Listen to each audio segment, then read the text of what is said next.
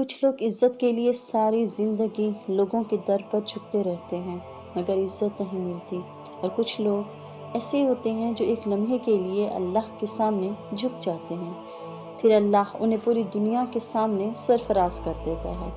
بسم اللہ الرحمن الرحیم۔ السلام علیکم، میں ہوں سمینہ رحیم اور آپ دیکھ رہے ہیں نور نمل چینل۔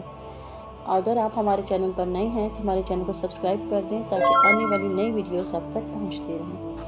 کیا آپ جانتے ہیں کہ وہ دعا کون سی ہے جس سے اللہ خود اپنے بندے کو عزت عطا کرتا ہے؟ ہاں جی، وہ دعا ہے اللہم اکرمنی ولا تہینی، اللہ سے عزت مانگنے کی دعا جو نبی کریم صلی اللہ علیہ وآلہ وسلم نے خود سکھائی تھی۔ نبی پاک صلی اللہ علیہ وآلہ وسلم نے ہمیں خود ایک ایسی دعا سکھائی ہے جس سے اللہ اپنے بندے کو عزت، کرم اور سکون عطا فرماتا ہے۔ نبی کریم صلی اللہ علیہ وآلہ وسلم اکثر راتوں میں تنہائی میں سجدوں میں یہ دعا مانگا کرتے تھے، اور اس کا ترجمہ اس قدر خوبصورت ہے، دل کو چھو لینے والا ہے۔ سنیے کہ اے اللہ، مجھے عزت دے، ذلت نہ دے، مجھے عطا کر، محروم نہ کر، مجھے اپنی رحمت سے نواز اور مجھ سے راضی ہو جا۔ کیا بات ہے نا، کتنے نرم، کتنے سچے الفاظ۔ ایسا لگتا ہے کہ جیسے بندہ اپنے رب کے سامنے عاجزی سے کہہ رہا ہو کہ یا اللہ، لوگ چھین لیں مگر تو عطا کر دے، دنیا ذلیل کرے مگر تو عزت دے دے۔ ناظرین کرام، زندگی میں ایسے لمحات آتے ہیں جب انسان سب کچھ ہار دیتا ہے، مال، رشتہ، مقام اور کبھی کبھی خود پہ یقین بھی۔ ایسے وقت میں یہ دعا دل کی گہرائیوں سے نکلتی ہے کہ اللہم اکرمنی ولا تہینی، اے اللہ مجھے عزت دے، ذلت نہ دے۔ یہ الفاظ صرف زبان سے نہیں، دل سے نکلیں تو پوری تقدیر بدل دیتے ہیں۔ ایک مرتبہ ایک صحابی رسول صلی اللہ علیہ وآلہ وسلم نے رسول اکرم صلی اللہ علیہ وآلہ وسلم سے عرض کیا، یا رسول اللہ صلی اللہ علیہ وآلہ وسلم، سب سے بہتر دعا کون سی ہے جو ہم مانگا کریں؟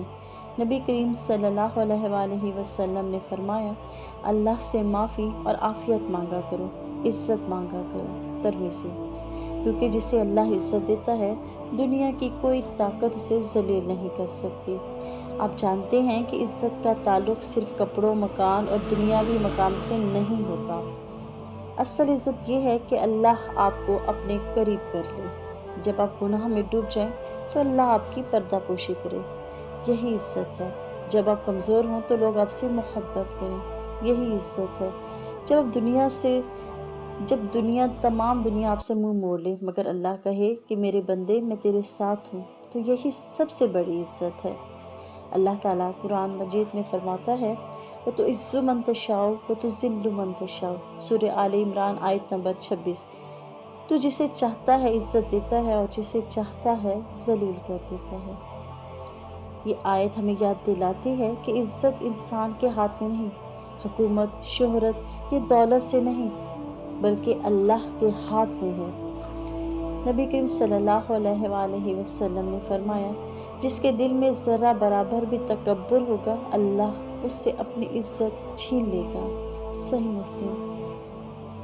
تو اگر آپ چاہتے ہیں کہ اللہ ہمیں عزت دے تو ہمیں عاجزی سیکھنی ہوگی، اللہ کے سامنے جھکنا ہوگا، لوگوں کے سامنے نہیں، کیونکہ اللہ کے سامنے جھکنے میں ہی عاجزی اور انکساری ہے۔